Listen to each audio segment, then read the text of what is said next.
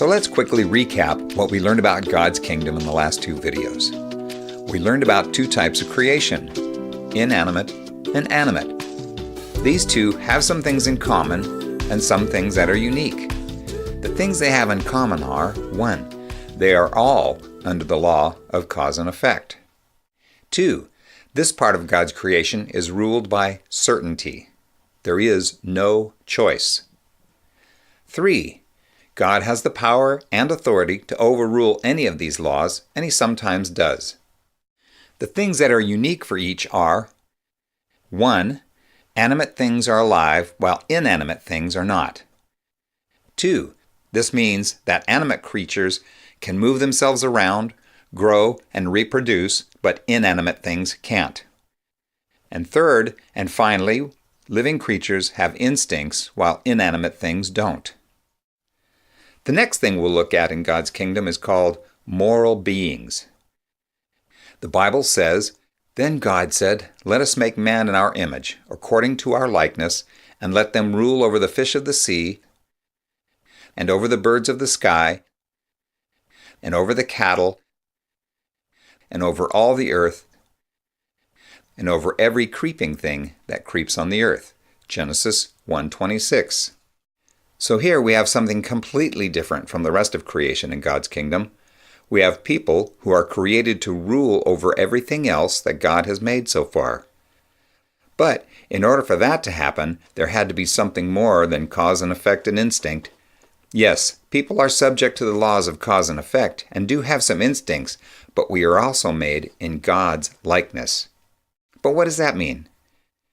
Well, first, let's look at some of the ways in which we are not like God.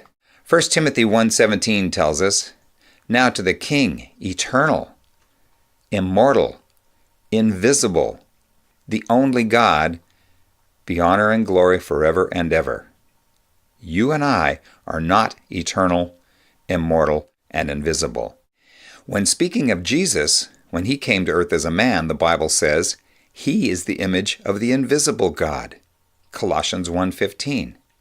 But we are also made in His image, and we'll discuss that more later.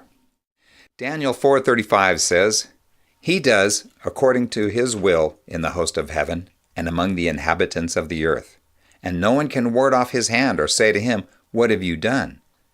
So God is all-powerful, and no one can question what He does. That does not apply to you and me.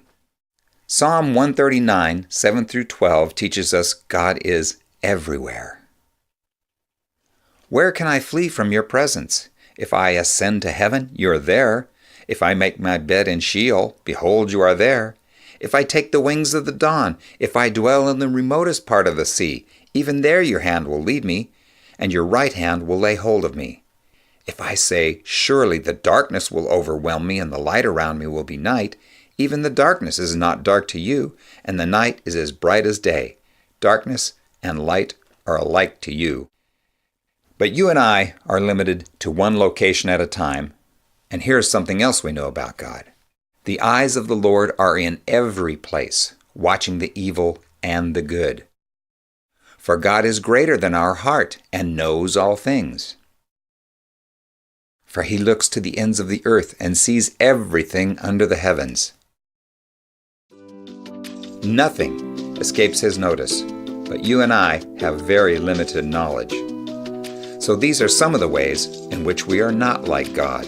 In Part 4, we'll discover the ways in which we are like God.